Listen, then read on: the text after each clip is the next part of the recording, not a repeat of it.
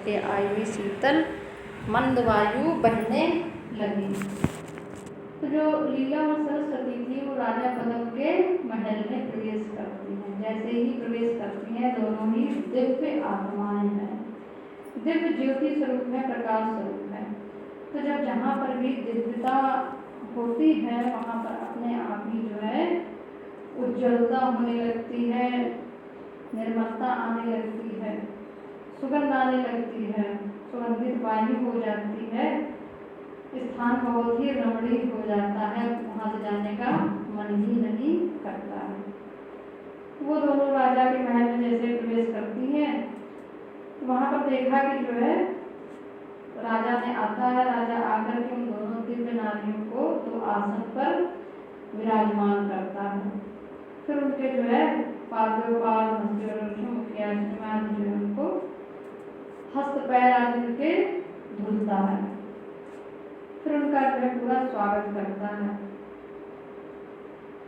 तत्पश्चात उसने अपने जो है सोते समय अस्त व्यस्त अपनी माला हार अधोवस्त्र स्थान पर रखा था, जो ठीक किया।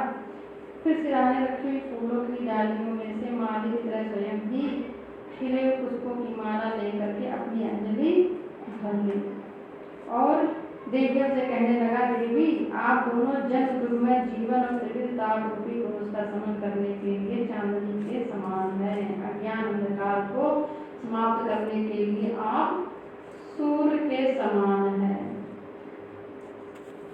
राजा नहीं पहचान पाता है कि मेरी ही अपनी ही पत्नी है, लेकिन जैसे ही वो इतना उसको ज्ञान हो जाता है कि दोनों दिव्य है, यहाँ पर क्या है, दोनों दिव्यता है इनमें, और यह जो है मेरा उद्धार कर देगी, मुझे जो है प्रकाश की ओर ले चलेंगी, मुझे अज्ञान के अंधकार से दूर कर देंगी।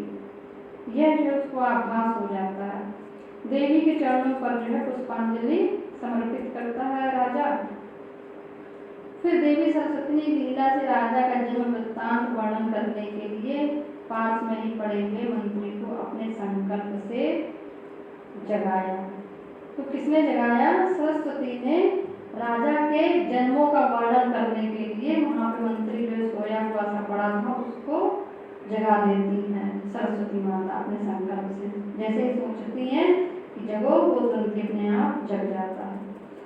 उसने जगते ही जो है दोनों दिव्य नारियों को प्रणाम किया।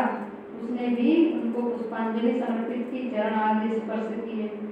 देवी ने राजा से पूछा, राजा तुम कौन हो, किसके पुत्र, यहाँ कब पैदा हुए?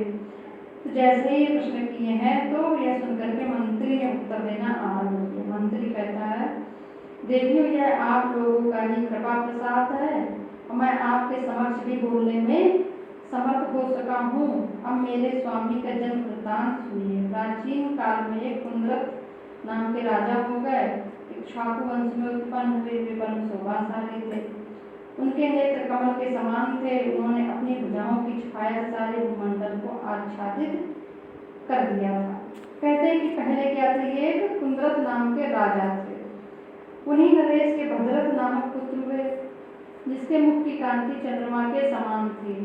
उन भद्रथ के विश्वरथ पुत्र हुए, विश्वरथ के बृहदरथ हुए, फिर उनके सिंधुरथ पुत्र हुए, फिर शैलरथ हुए, फिर कामरथ, विष्णुरथ, फिर इसके पश्चात नभोरथ हुए। तो ये नभोरथ ही जो है क्या है, उनके पुत्र हैं। तो कई पीढ़ियों का उस मंत्री ने वर्णन कर दिया। ये अपने पिता के समान पूर्ण कुंजों के फलस्वरूप भी क्षीर सागर से उत्पन्न हुए चंद्रमा की भांति प्रकट हुए हैं। जैसे पार्वती जी की भू से उत्पत्ति हुई थी। पार्वती माता कहाँ से उत्पन्न हुई थी? हिमालय से, पर्वत से उत्पन्न हुई थी। उसी प्रकार यह भी जितने इनके पूर्ण थे, इन पुण्यों के फलस्वरूप ऐसा जब ये उत्पन्न हुए थे तो लगा था कि क्षीर सागर से चंद्रमा उत्पन्न हुआ हो। इतनी खुशियाँ, इतना सुखद भावना का था। उसी प्रकार ये अपनी माता सुमित्रा के गर्भ से दूसरे स्कंद की भांति पैदा हुए। इन्होंने अपने अमृत गुणों से जनता को भली भांति तृप्त कर दिया। ये विदुरथ नाम से विख्यात है। अब राजा का क्या नाम हो गया? विदुरथ के नाम से विख्यात है। इनकी अवस्था 10 वर्ष की ही थी तभी इनके पिता जो है वनवासी हो गए। वहां पर जाकर वो संन्यास उन्होंने ग्रहण कर लिया। तब से धर्म पूर्वक जो है इस भूमंडल का पालन कर रहे हैं। इनके कुल रूपी जब भी फल कह रहे हैं कि उदित हुए हैं, इसीलिए आप दोनों देवियां यहाँ पर पधारी हैं। वो मंत्री कहता है क्योंकि दीर्घ तप आदि सैकड़ों क्लेश उठाने पर भी आपका दर्शन मिलना कठिन है। यानी मंत्री को यह ज्ञान हो जाता है, क्योंकि सरस्वती माता ने मंत्री से ही सारा वर्णन करवाना चाहा था। उसको ऐसा ज्ञान दिया कि उसने अलौकिक वर्णन कर दिया। यूं कहकर जब मंत्री चुप हो गया था, भोपाल भूतल पर बदमाशी लगाकर हाथ जोड़े सिर नीचे किए बैठे रहे। उसी समय सरस्वती देवी ने कहा, राजा तुम विवेक द्वारा स्वयं ही अपने पूर्व जन्म का स्मरण करो। ऐसा कहकर मस्तक पर हाथ फेर दिया।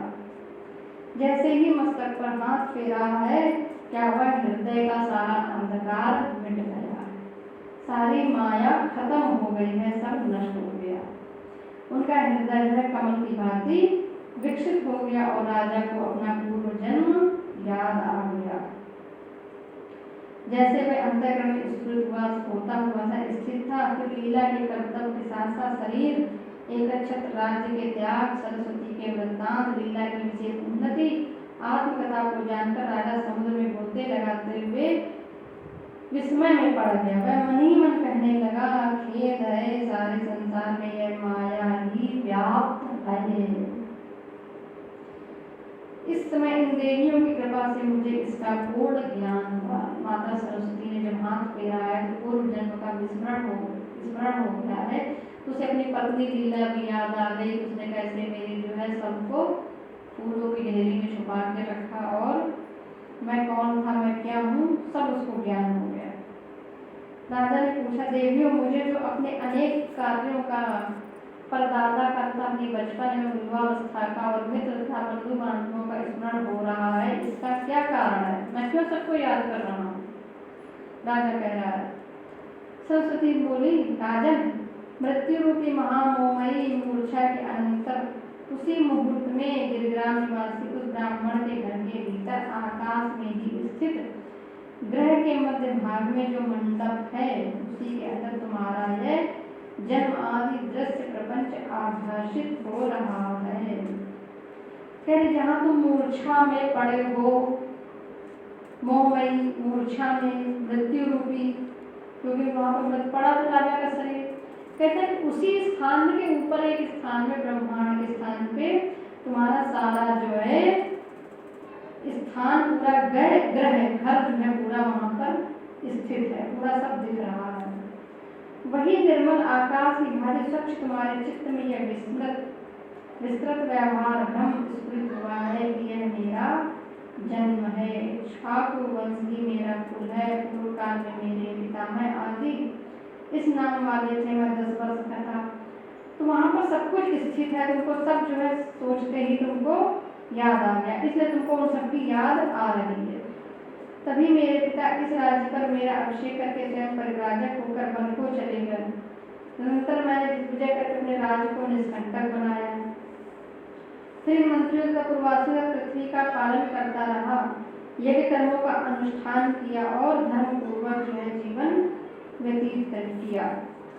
और मैं यहाँ पर जो है युद्ध करके फिर लौट आया हूँ, यहाँ फिर से पूरा जो स्थित हूँ और आप दोनों देवियाँ यहाँ पर पधारी है और मैं आपका पूजन कर रहा हूँ।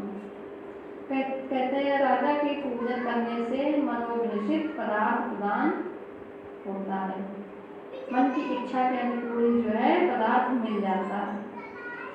इस तरह से अब मैं कृतकृत हो गया हूँ, मेरे सभी संशय नष्ट हो गए हैं।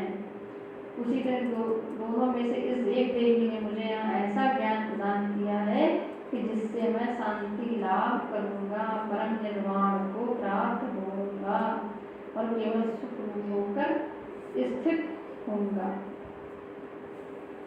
तो जब परमात्मा की कृपा प्राप्त होती है, उनका आशीर्वाद प्राप्त होता है, तो जिस स्थान में हम होते हैं उस स्थान में ही जो है हम अपने बंधु बांधवों को भूलकर परमात्मा की शांति और आनंद में ही लीन होने लगते हैं। जब उनका हाथ हमारे सर पे नहीं होता है तो हमें न जाने कितने कितने लोग उस स्थान पर याद आते हैं। इस प्रकार क्योंकि जब लोग आएंगे याद आएंगे तो निश्चय ही वहाँ पर तमाम बातें भी उनकी याद आएंगी और उसी से मन में हानि लाभ सुख दुख सब याद आएगा और मन में उसी तरह की भावनाएं आएंगी और जीव को वैसा ही प्रतीत होगा। इस प्रकार तुम्हारी यह भ्रांति जो बहुसंख्यक संदेहों से युक्त नाना प्रकार के आचार विचारों से संपन्न और लोकांतर में गमन करने वाली है, विस्तार को प्राप्त हुई है। पहले जिस मुहूर्त में तुम मृत्यु को प्राप्त हुए थे उस समय यह प्रतिभा अपने आप तुम्हारे हृदय में आविर्भूत हुई थी। जैसे नदी का प्रवाह उठे हुए एक आवत को त्याग कर तुरंत ही दूसरा ग्रहण कर लेता है, उसी का चित्त भी एक कल्पना सृष्टि का त्याग करके दूसरी कल्पना सृष्टि करता रहता है।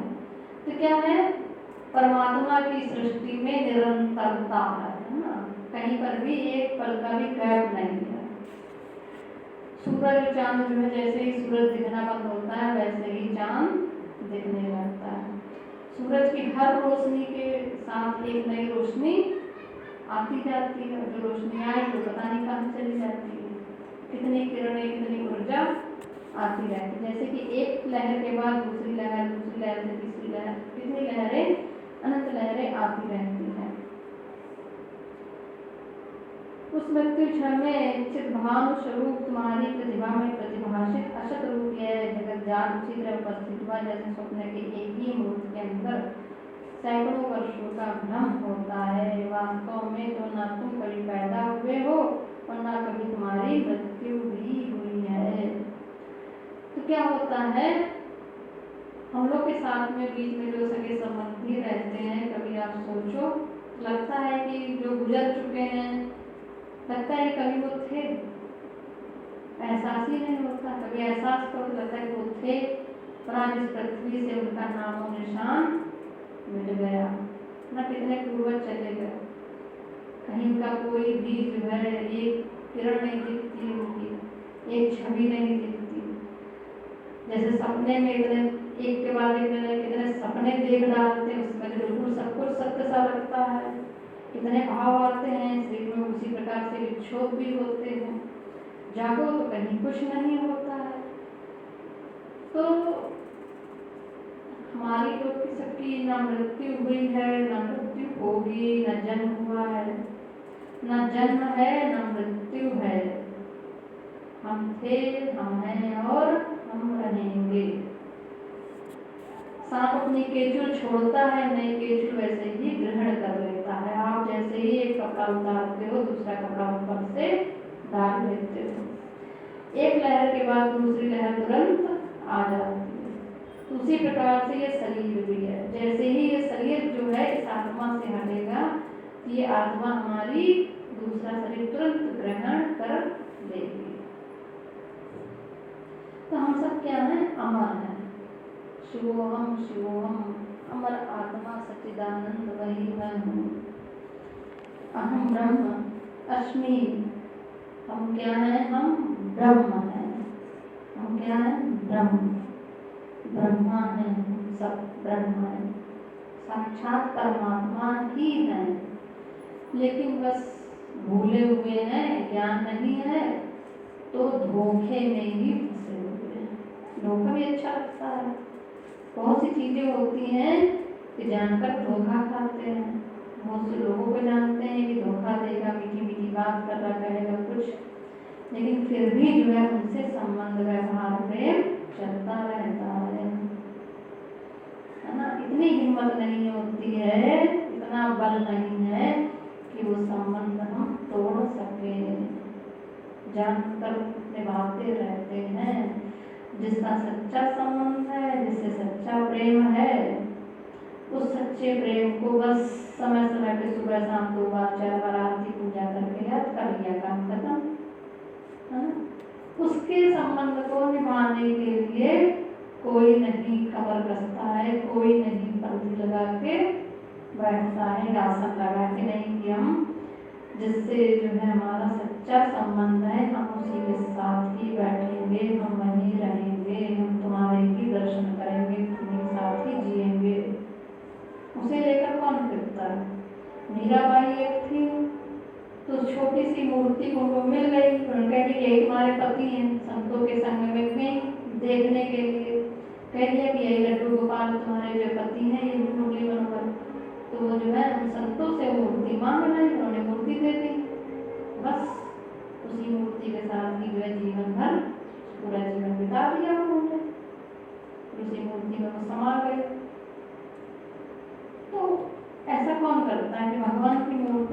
कौन घूमता है? बड़ी ही दुर्लभ आत्मा होगी जो परमात्मा की मूर्ति के साथ ही जीवन निर्वाह करे। तो कहते हैं कि तुम जो हो शुद्ध स्वरूप हो, विज्ञान स्वरूप हो, शांत आत्मा हो। यह सारा प्रपंच तुम्हें दिखाई दे रहा है, वास्तव तुम कुछ नहीं देख रहे हो। निर्मल महामणि भासमान सूर्य के समान तुम अपने आत्मा में नित्य सर्वात्म भाव से प्रदीप्त हो रहे हो। न यह भूतल सत्य है, न प्रत्यक्ष दिखाई देने वाला यह विदूरक देह ही सत्य है।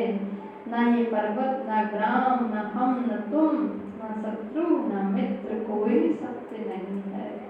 शत्रुता भी देखो मित्रता में बदल जाती है, मित्रता भी शत्रुता में बदल जाती है। समय और परिस्थितियों के अनुसार भी एक समान कुछ नहीं रहता, लेकिन परमात्मा का प्रेम और परमात्मा एक समान हमेशा रहता है। राजा जिन्हें गातव्य वस्तुओं का ज्ञान हो चुका है, जो शुद्ध बोध स्वरूप है, ऐसे पुरुषों के मन में यह कोई भी सांसारिक पदार्थ सत्य नहीं है। पहले जिसको जो जानना चाहिए, जिसको ये ज्ञान हो गया है, उसके लिए कोई भी संसार का पदार्थ सत्य नहीं लगता है। सत्य हरि भजन। भला जिसकी आत्मा शुद्ध ज्ञान से संपन्न है, उसे जगत की भ्रांति कहाँ से हो सकती है? जैसे रस्सी का ज्ञान हो जाने पर जब उसमें सर्प का भ्रम मिट जाता है, रस्सी में अगर सांप का भ्रम जिसको हो जाए तो माने उसी से डरेगा। जब भ्रम मिट जाएगा तो रस्सी उठा के पटक देगा। उसी तरह से जो है ये संसार का भी हमें क्या है? भ्रम है। अगर संसार का भ्रम को जिसका मिट जाता है, वहाँ पर उनके पास परमात्मा क्या गंगा जी भी ऐसे पहुँच जाती है लोगों के पास, उनके घरों के पास, है ना। जब उनमें इतनी सत्यता आ जाती है, इतना प्रेम आ जाता है, तो वो परमात्मा भी वहाँ से दौड़ा मीलों चला आता है। कितने ऐसे वाक़या हैं कि जब संत के घर में स्वयं ही गंगा जी चलकर आ गए हैं। उसी तरह जो है मृग मरीच का भी यथार्थ ज्ञान हो जाने पर पुनः उसमें जल बुद्धि कैसे हो सकती है? उसी तरह स्वप्नावस्था में घटित हुआ अपना मरण जागृतावस्था में अपने स्वरूप का ज्ञान हो जाने पर कैसे सत्य हो सकता है? शरतकालीन निर्मल आकाश की भांति तुम्हारा हृदय जो है स्वच्छ, निर्मल और अत्यंत ही विस्तृत है। उस शुद्ध तत्ववेत्ता पुरुष की बुद्धि में अहम और जगत की प्रतीत तुच्छ शब्दार्थ ही बोधक है। तो क्या है? ये शब्द है, पेड़, पक्षी, रामू, श्यामू, सीता, गीता, मकान, दुकान, नौकरी, सब चीज में जो नाम शब्द है, केवल शब्द के कारण ही सब दिख रहा है। अगर ये शब्दों को हटा दिया जाए तो भेद नहीं कर पाएंगे आप, है ना। भेद अब कैसे करते हैं? किसी चीज में नाम से करते हैं भेद, नाम ही उसका सबका एक कर दिया जाए तो भेद खत्म हो जाएगा।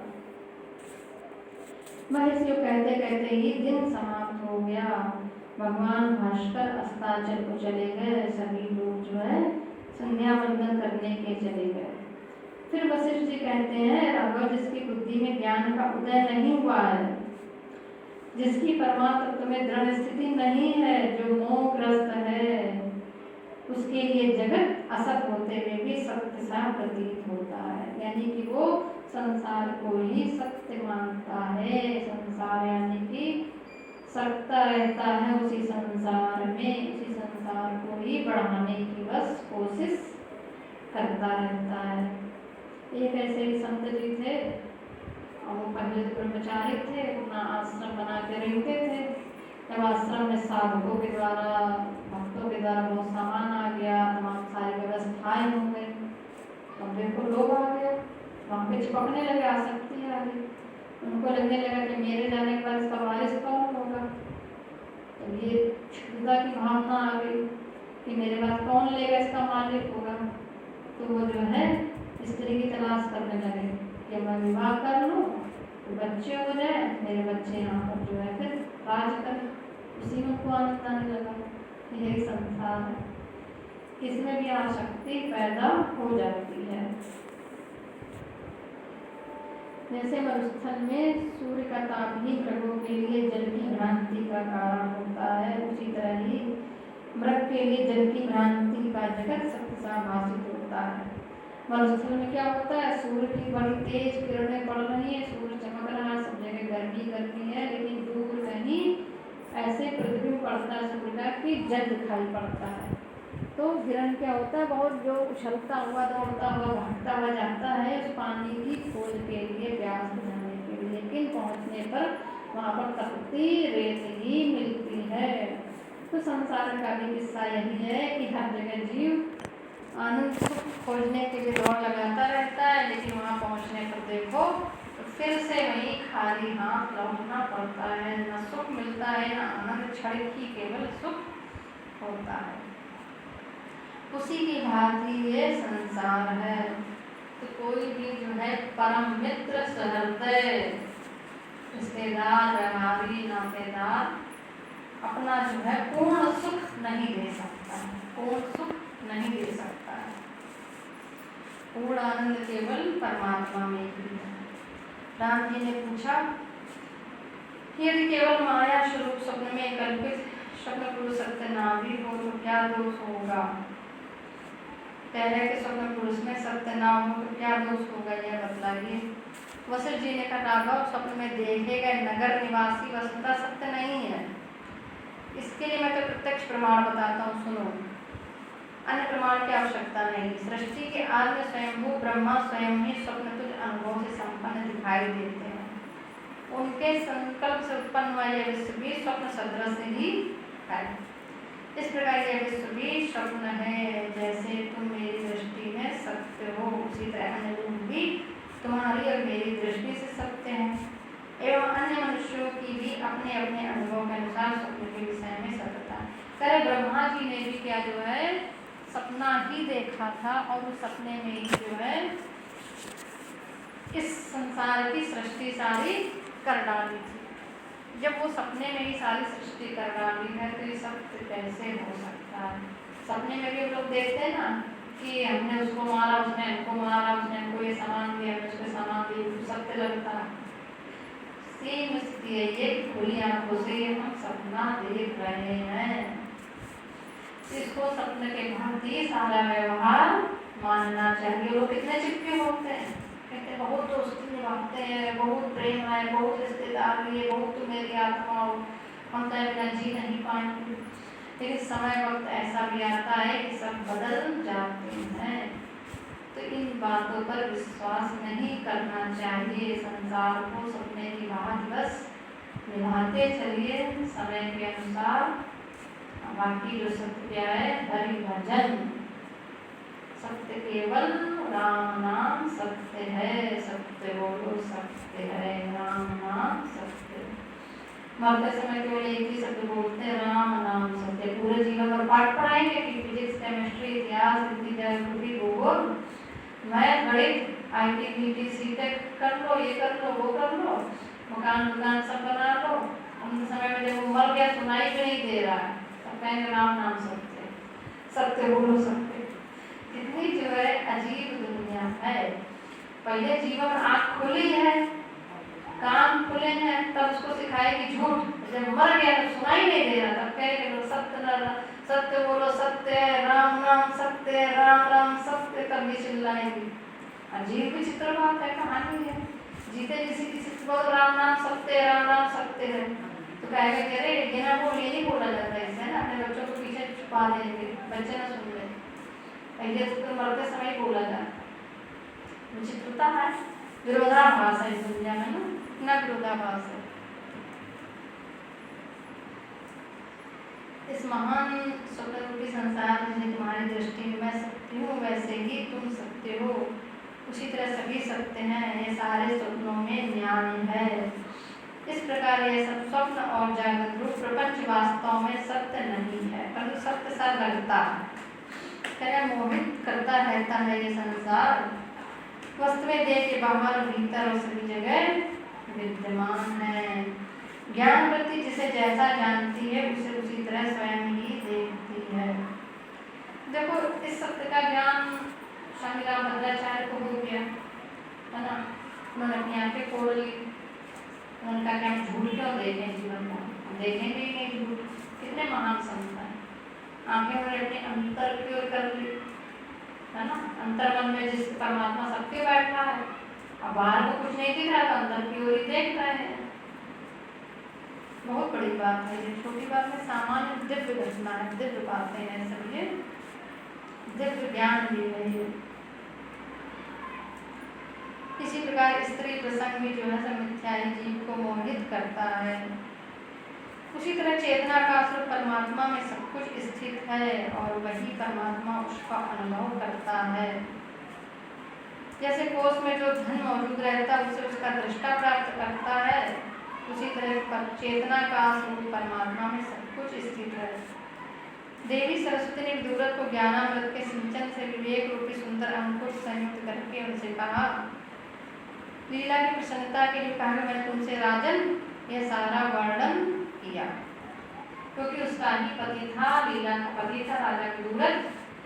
तो वो जो है लीला की खुशी के लिए कि देखो मैं तुम्हारे पति को भी ज्ञान दे दूं, लीला का तो ज्ञान हो ही जाता है। विदुरथ कहते हैं देवी वो साधारण मनुष्य का भी यदि किसी याचक को दर्शन हो जाए तो वह निष्फल नहीं जाता है, फिर आप तो महान फल प्रदान करने वाली हैं, आपका दर्शन कैसे व्यर्थ हो सकता है।